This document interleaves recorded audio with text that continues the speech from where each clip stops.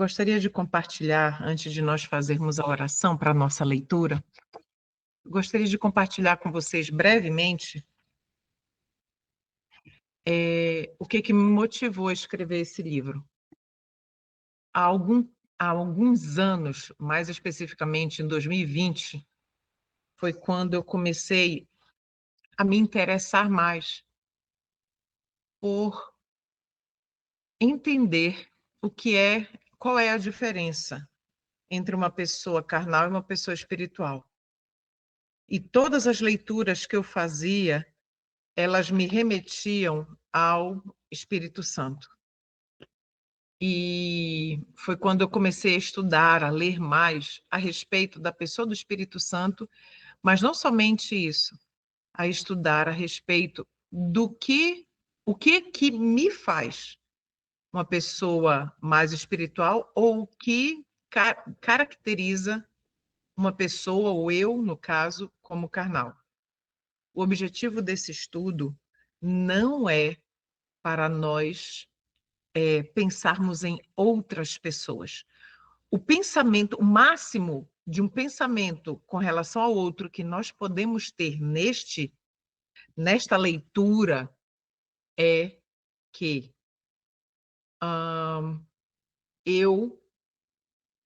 essa mensagem, este livro, seria importante que outras pessoas tivessem acesso a essa informação.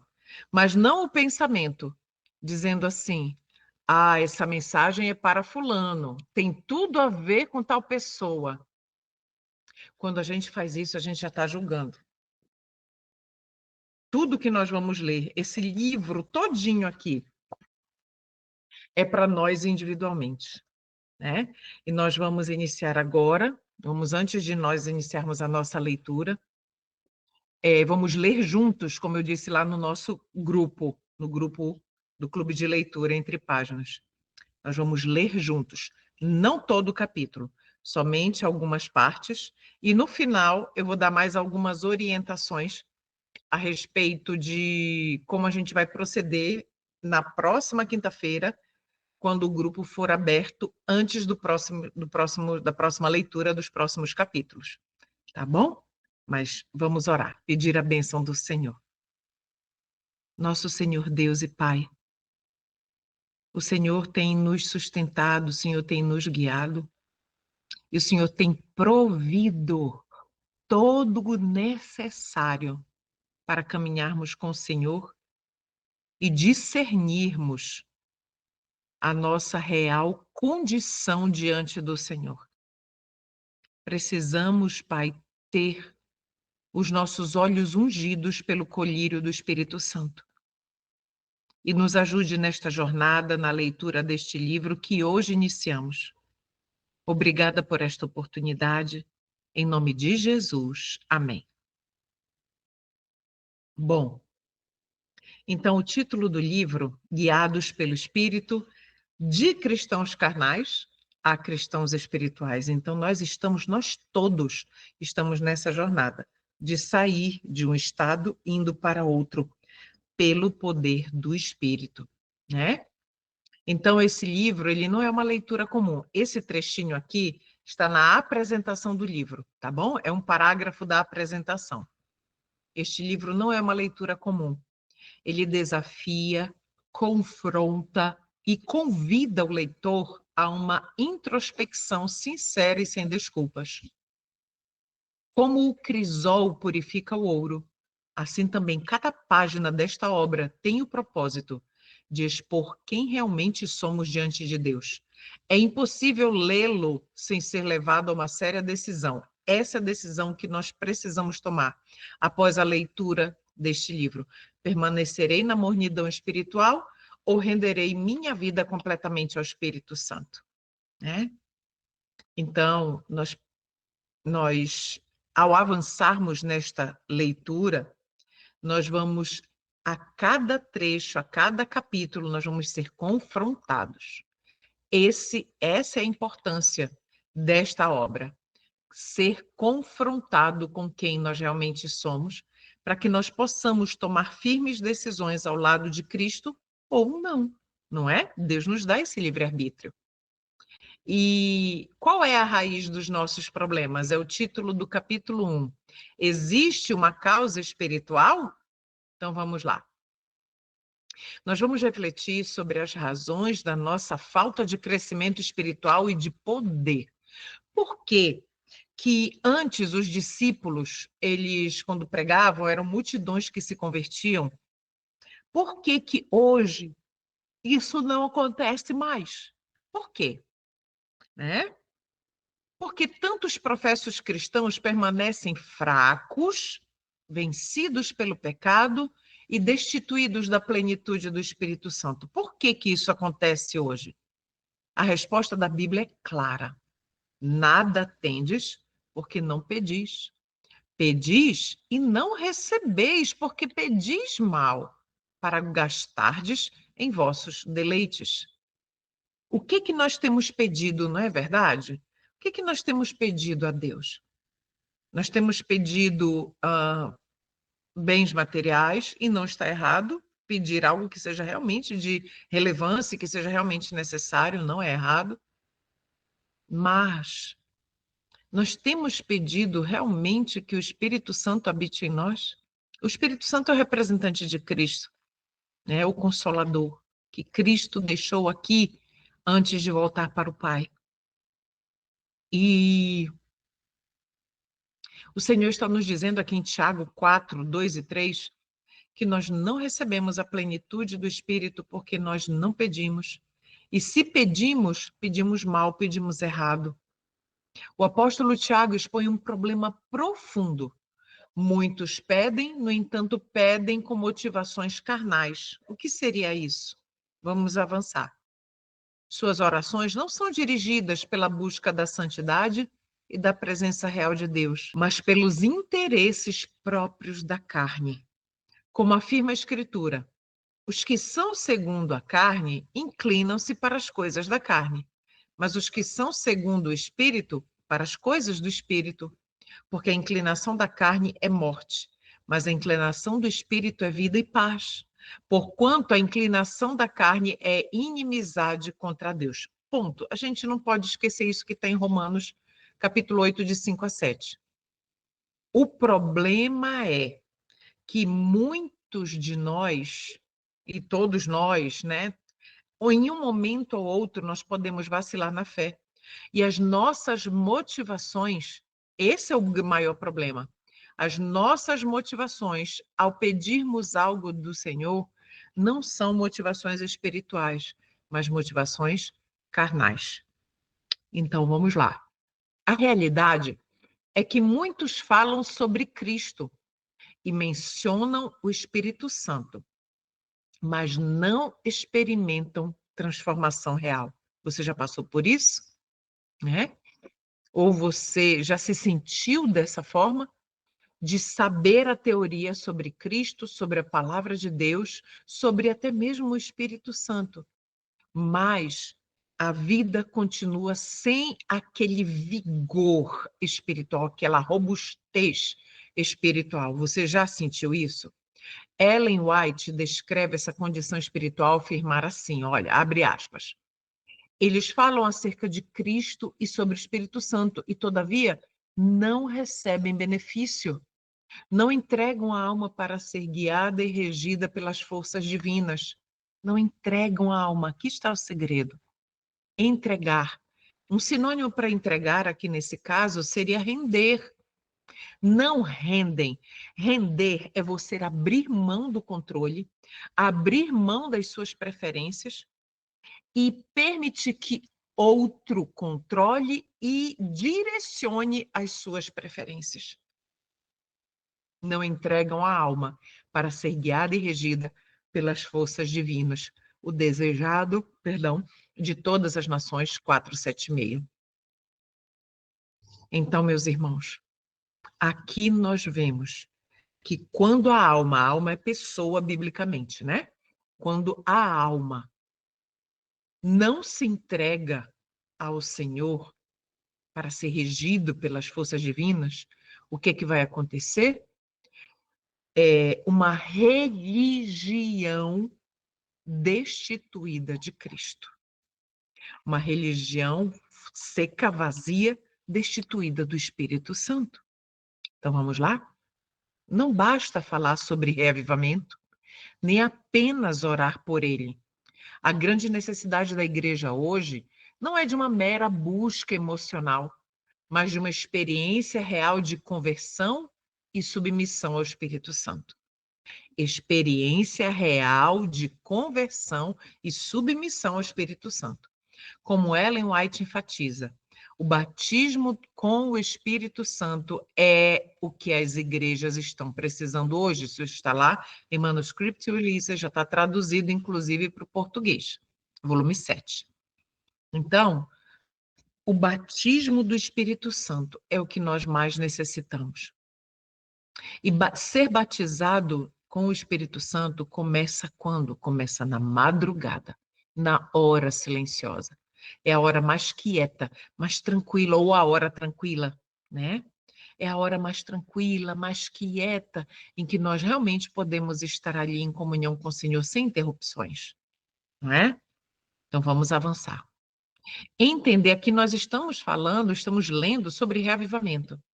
Existem muitas teorias de reavivamento, existem muitas experiências sensoriais de avivamento, e nós precisamos ser extremamente cautelosos com essas coisas sensoriais que envolvem os sentidos.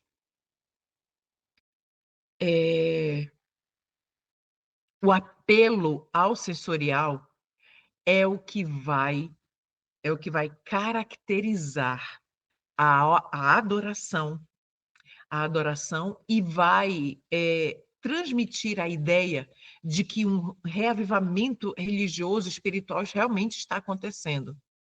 Mas nós precisamos ter em mente sobre qual plataforma este reavivamento está sendo construído, está sendo edificado, entende?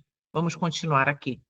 Entender o reavivamento pessoal não se limita a buscar um sentimento passageiro ou a intensificar práticas religiosas externas. Olha só, não é apenas buscar um sentimento passageiro e também não é apenas intensificar frequência na igreja, por exemplo, frequência às igrejas, assumir cargos, isso é prática religiosa, tá bom? Então, o que acontece no verdadeiro reavivamento espiritual? Ele exige uma avaliação sincera do nosso relacionamento com Deus. Para que o reavivamento seja verdadeiro e duradouro, é essencial saber em que condição espiritual nos encontramos. Nós precisamos saber quem nós somos de verdade diante de Deus em termos religiosos. Eu não gosto dessa palavra, em termos espirituais. A Bíblia nos apresenta 3 grupos distintos. Cada um revela um tipo de relação com o Senhor Deus. Analisar essas características de cristãos, digamos assim, nos ajudará a compreender onde estamos e qual direção precisamos tomar rumo a uma vida espiritual plena. Vamos ver, então, esses grupos? 3 grupos de pessoas, 3 grupos de pessoas e seus respectivos relacionamentos com Deus. Vamos lá.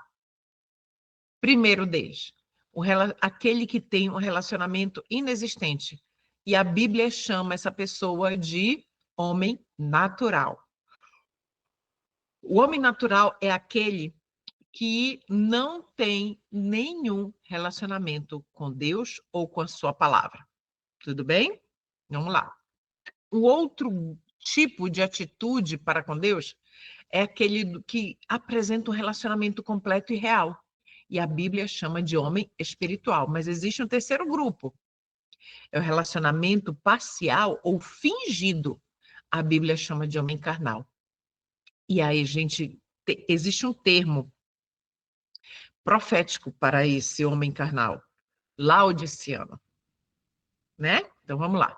Lembremos sempre que essa é uma reflexão profundamente pessoal. É por isso que no início eu disse para vocês, nós não podemos ler este livro pensando em outras pessoas.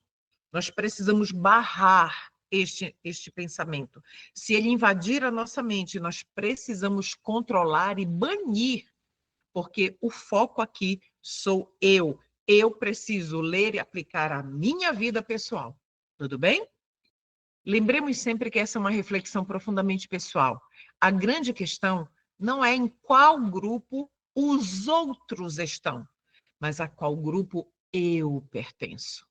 O propósito desse estudo não é analisar a vida alheia, mas examinar a nossa própria condição espiritual diante de Deus. E como, então, identificar a que grupo eu e você pertencemos? Qual é o critério que define se alguém está sendo guiado pelo Espírito ou se alguém está sendo guiado pela carne? Vamos analisar. A resposta a essa pergunta está no relacionamento pessoal com o Espírito Santo. Não é o conhecimento teórico da palavra de Deus, nem as palavras proferidas, mas o que é que vai determinar, né, a que grupo nós pertencemos. Se permitimos que o Espírito opere em nossa vida e molde o nosso caráter. É isso. É justamente esse vínculo com o Espírito Santo que determina a condição espiritual em que nós nos encontramos. Lembra que nós vimos logo há uns momentos anteriormente? Se nós nos rendemos ou não. Quando esse relacionamento está ausente, não importa o quanto alguém pareça sábio ou religioso aos olhos humanos, a pessoa permanece separada da verdadeira vida que vem de Deus. A Bíblia descreve essa condição como a do homem natural, né? A pessoa que permanece separada da verdadeira vida que vem de Deus é chamada de homem natural. Muito bem. 1 Coríntios 2,14 nos traz o seguinte conceito. Quem não tem o Espírito não aceita as coisas que vêm do Espírito de Deus. Isso a gente já sabe, né? Pois lhes são loucura. E não é capaz de entendê-las, porque as coisas de Deus, elas são discernidas espiritualmente.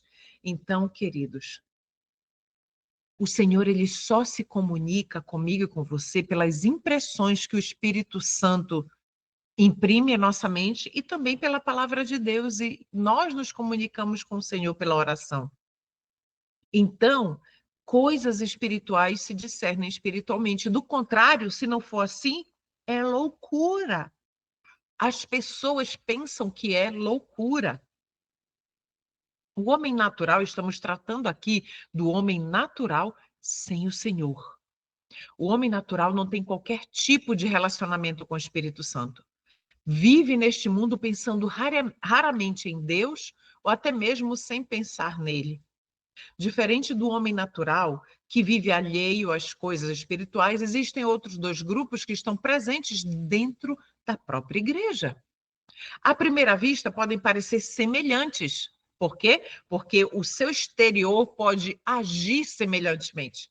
Mas há entre eles uma diferença profunda e decisiva. E que diferença é essa? A maneira como se relacionam com o Espírito Santo, com a terceira pessoa da divindade. Então, é algo que sempre me incomodou na minha vida espiritual era o fato de eu frequentemente cair nas mesmas faltas, pecar nos mesmos aspectos. E eu me perguntava por que isso acontecia.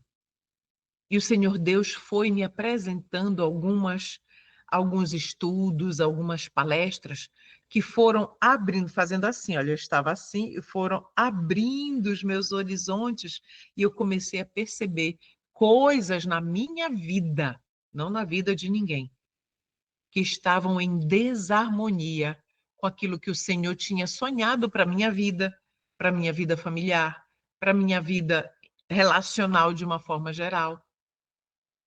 Os homens carnais e espirituais estão na igreja, é isso que a gente não pode esquecer. Os homens carnais e espirituais estão na igreja, né?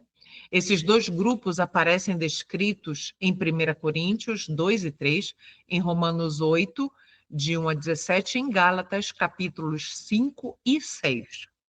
É importante notar que o critério usado para diferenciá-los é o relacionamento com o Espírito Santo.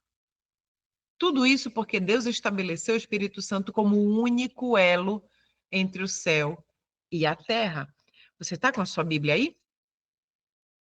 Vamos ler, por gentileza, Mateus 12, 32. Mateus 12, verso 32 diz assim: E quem falar uma palavra contra o Filho do Homem, isso lhe será perdoado. Mas se alguém falar contra o Espírito Santo, não lhe será perdoado, nem neste mundo, nem no mundo vindouro. É o próprio Cristo falando, né? Então, o único elo entre o céu e a terra é Cristo por meio de seu representante, o Espírito Santo. Abrindo aspas aqui, o coração tem de estar aberto à influência do Espírito. Do contrário, não pode ser obtida a bênção de Deus. Então, como é que a gente obtém a bênção de Deus? Nós obtemos a bênção de Deus quando o nosso coração, e coração é mente, quando o nosso coração está aberto à influência do Espírito. Entre esses dois grupos que convivem no mesmo ambiente religioso, encontramos aqueles que vivem uma experiência genuína com Deus. Esses são os cristãos espirituais. Paulo descreve de forma clara as características desse grupo, revelando que sua vida é guiada pelo Espírito e seu entendimento é moldado pela mente de Cristo. Olha que coisa linda! A mente de Cristo, ela habita, ela começa a tomar conta da mente de uma pessoa que é guiada pelo Espírito, que é um cristão espiritual. Então, isso me impactou muito quando eu comecei a escrever esse livro e eu estava escrevendo esse trecho, é exatamente isso. Isso aqui era o que é o que Deus tinha me ensinado a respeito da minha e da sua caminhada, como ela precisava ser.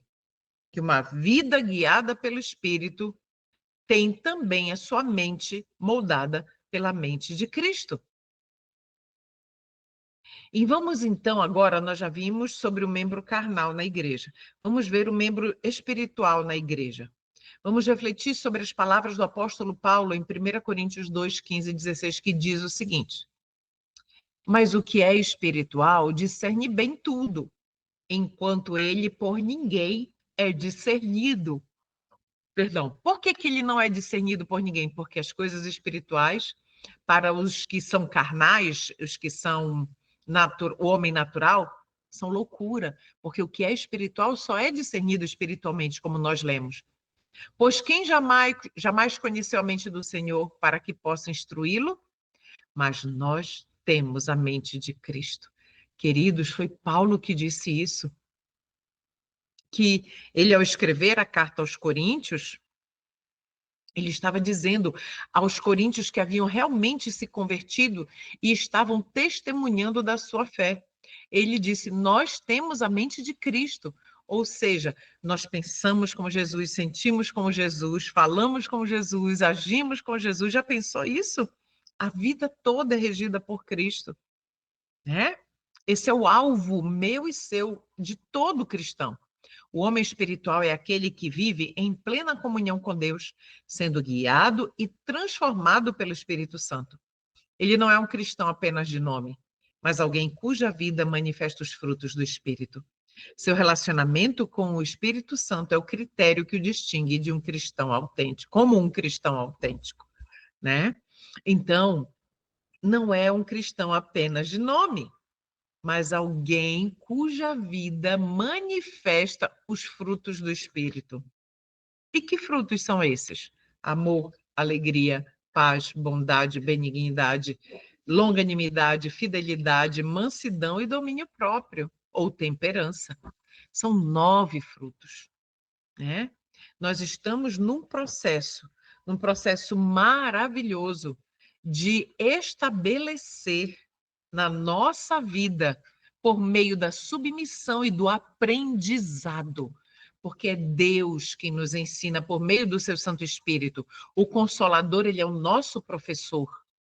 Então estamos sendo formados pelo Espírito Santo, ou para nós sermos amigos de Cristo eternamente, ou não.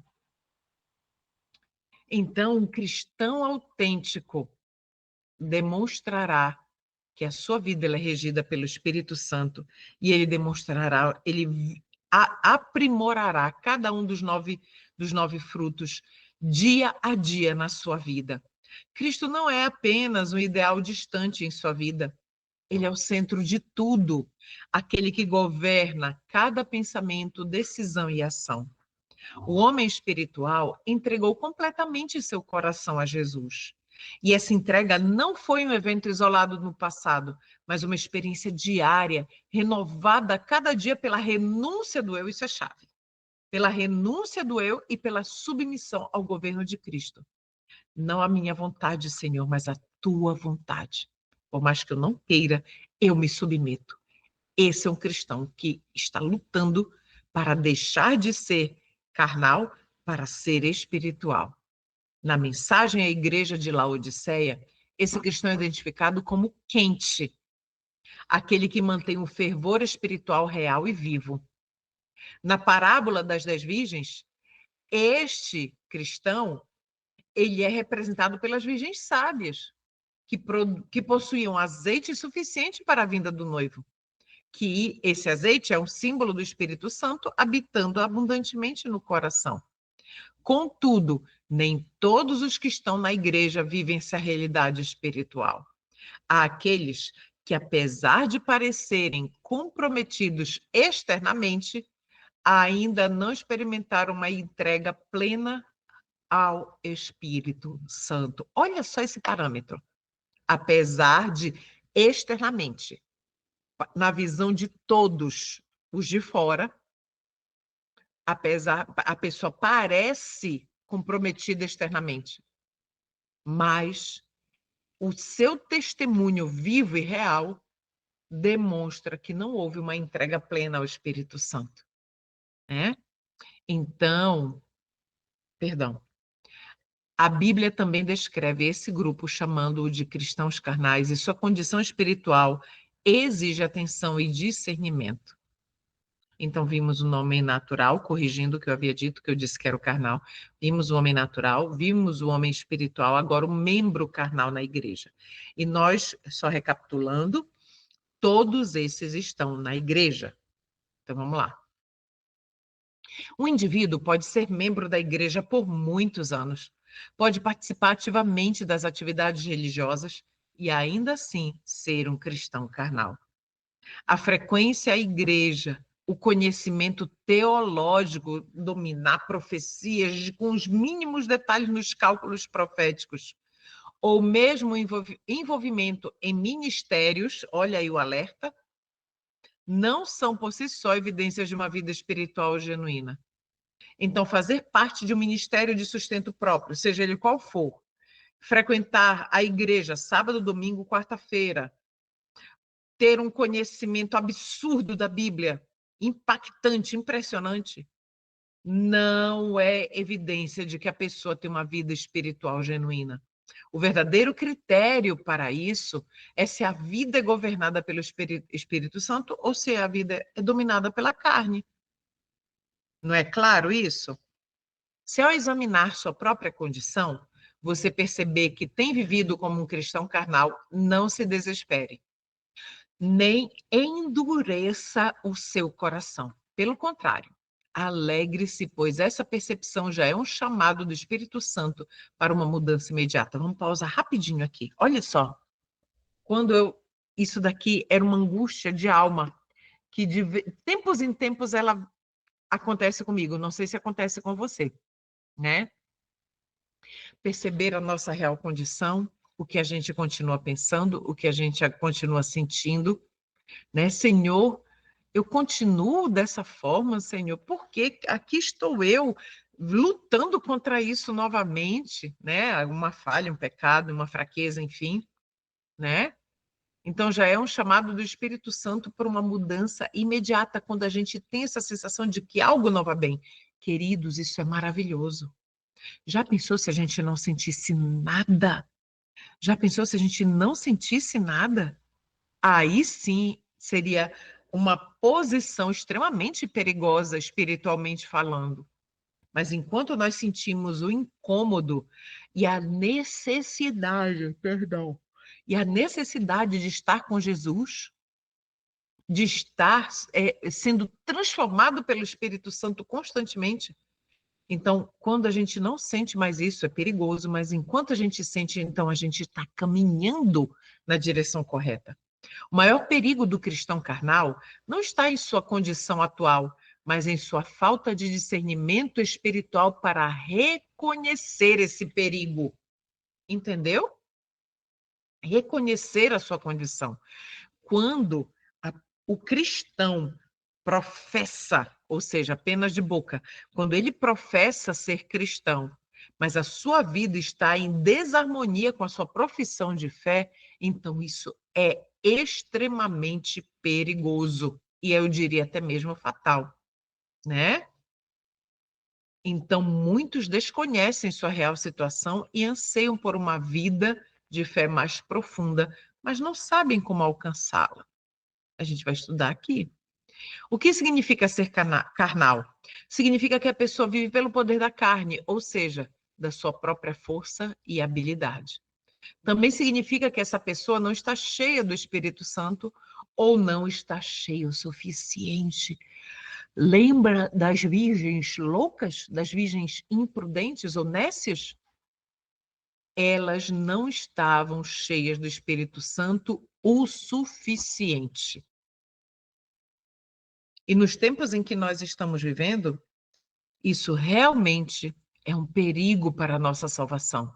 Muitos pensam que esse grupo é constituído apenas de pessoas que vivem pecado aberto, declarado, mas existem variações de pecado dentro deste grupo. Vamos avançar. Podemos ter grande conhecimento da Bíblia e mesmo assim não ter crescido espiritualmente. Você já teve essa sensação? Ou você conheceu alguma pessoa assim? Que você isso aconteceu já comigo. Nós morávamos na nossa cidade natal e tem 6 anos que nós, perdão, que nós nos mudamos para cá, para o interior de São Paulo. E eu sempre ia na minha cidade natal por questões familiares. E algumas pessoas estão espiritualmente, pelo menos por seu testemunho, exatamente da mesma forma como elas estavam quando a gente se separou há 6 anos. Entende? Então, o crescimento espiritual depende de nossa entrega total a Jesus e da vida contínua no Espírito Santo. Precisa haver crescimento no conhecimento da verdade, senão a gente fica estagnado e o inimigo começa a sugerir coisas para nos afastar ainda mais do Senhor. Então, vamos lá. Muitos cristãos carnais estão insatisfeitos com a sua vida espiritual. Isso é maravilhoso. Lembra da parábola do joio e do trigo? O joio, neste tempo de graça, ainda está tendo tempo e oportunidade para se tornar trigo. É exatamente isso daqui, ó.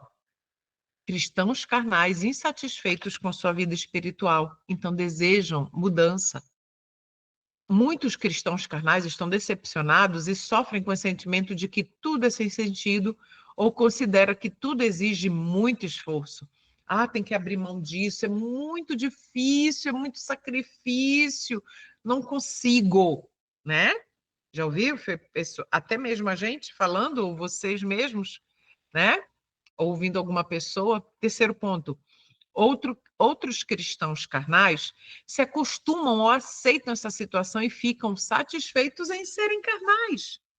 Talvez eles digam, nós somos pecadores e não podemos mudar mais nada. Nós vamos pecar até Jesus voltar, então não dá para fazer muita coisa. Entende? Se acostumaram com a sua condição.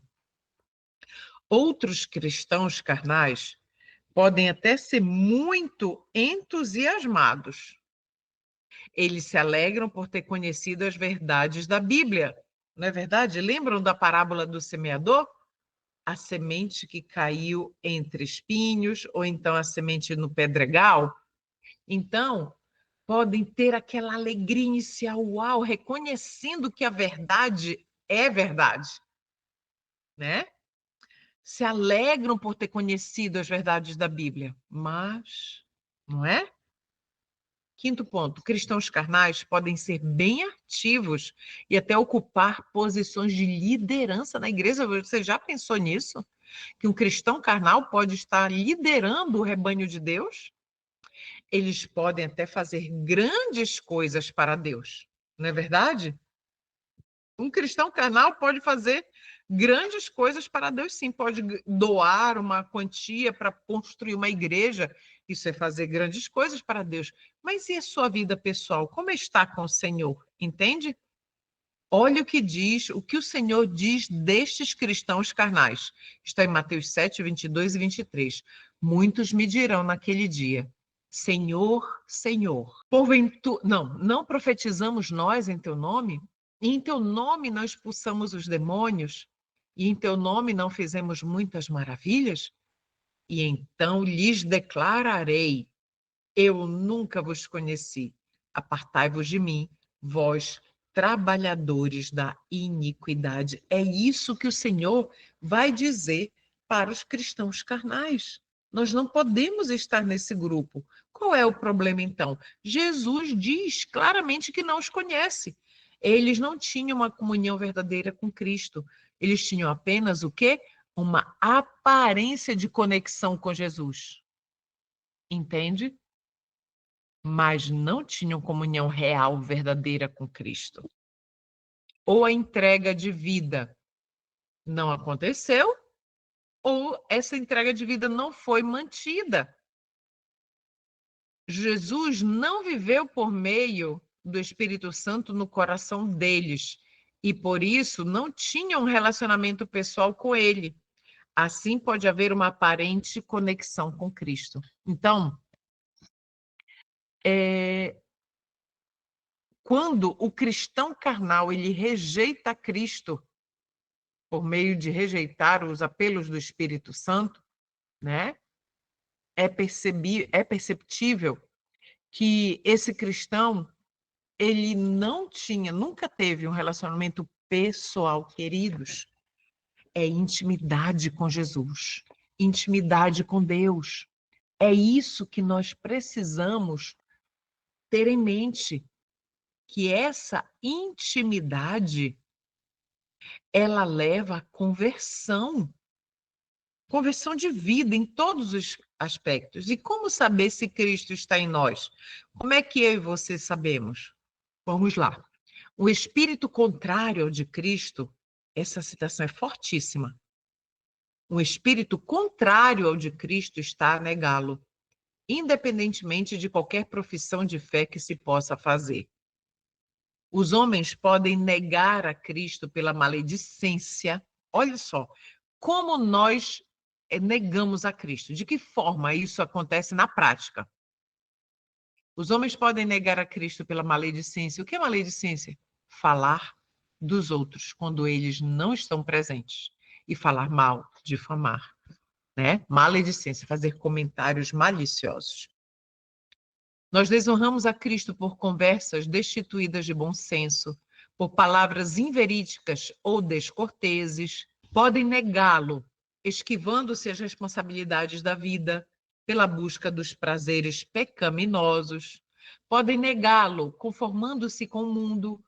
Podem negá-lo por uma conduta indelicada, pelo amor às próprias opiniões, pela justificação própria, por nutrir dúvidas, por ansiedades desnecessárias e por deixar-se estar em pensamentos sombrios. Olha só, essa última parte é impressionante. Deixar-se, como é que uma forma de nós desonrarmos a Cristo é deixar-se estar em pensamentos sombrios. Queridos, nós dominamos o nosso pensamento. E eu assisti recentemente uma palestra, um estudo em que um jovem senhor adventista, ele disse que nem todas as vozes, nem todos os pensamentos são os nossos pensamentos. O inimigo pode sugerir pensamentos de forma sutil, suja e sorrateira. Então, precisamos estar atentos. Por quê? Porque nós não podemos ficar em pensamentos sombrios, como, por exemplo, julgar o nosso próximo, não é? Tudo isso que nós lemos declaram que Cristo não habita com essa pessoa. É importante destacar que, por meio da vida no Espírito Santo, podemos ser libertos de tudo isso. Disso quê? Disso aqui, ó. Maledicência, conversa destituída de bom senso, palavras inverídicas ou descorteses, esquivar-se as responsabilidades da vida pela busca dos prazeres pecaminosos e assim por diante. Então, contudo, tudo isso pode ser mudado pela graça de Deus. A condição do cristão carnal não precisa ser permanente. Não existe isso, estamos ainda sob a graça. Então, não precisa ser permanente. Há esperança. Há um caminho de restauração e verdadeira vida espiritual. E esse caminho começa com um passo decisivo. Qual é esse passo? A entrega total a Deus. Por isso, agora avançaremos para um ponto essencial em nossa jornada e a gente finaliza com isso. Por que é tão importante entregar-se completamente ao Senhor? É isso que nós vamos estudar na próxima quinta-feira. Então, por que é tão importante entregar-se ao Senhor? Essa é a pergunta que todos nós precisamos estar meditando nela. Por quê? Por que é importante eu me entregar momento a momento ao Senhor? Então, meus queridos, no nosso clube de leitura, nós vamos, se você tem o livro aqui, ó, Guiados pelo Espírito, se você tem o livro, a minha sugestão é que você leia, você pode fazer no seu devocional, fazer a sua leitura marcando, meditando, orando a respeito do que está lendo, e na semana que vem, na quinta-feira, eu vou lá no grupo, vou avisar o horário em que eu vou abrir o grupo para você expor aquilo que você julga que foi o seu aprendizado desse capítulo. E aí depois a gente fecha o grupo e aí na quinta-feira à noite nós vamos passar para os próximos capítulos. Nós vamos ler 2 ou 3 capítulos porque eles são bem curtinhos e eu só pego as partes principais. Tá bom? Nós vamos orar agora. E depois da oração, se você tiver alguma contribuição a fazer, é só levantar a mãozinha aí que a gente abre o seu microfone para você se expressar. Tá bom? Vamos orar? Senhor nosso Deus, Senhor, após a leitura deste capítulo, de trechos dele, temos plena convicção, Senhor, de que o Senhor deseja que nós sejamos fortes, nós sejamos vitoriosos sobre todo o pecado, sobre todas as fraquezas espirituais. Nos ajude, Senhor. Não queremos não queremos ser cristãos carnais, mas queremos ser cristãos realmente transformados e guiados pelo Espírito Santo. Obrigada por essa leitura, por essa oportunidade. Em nome de Jesus te agradecemos. Amém, Senhor.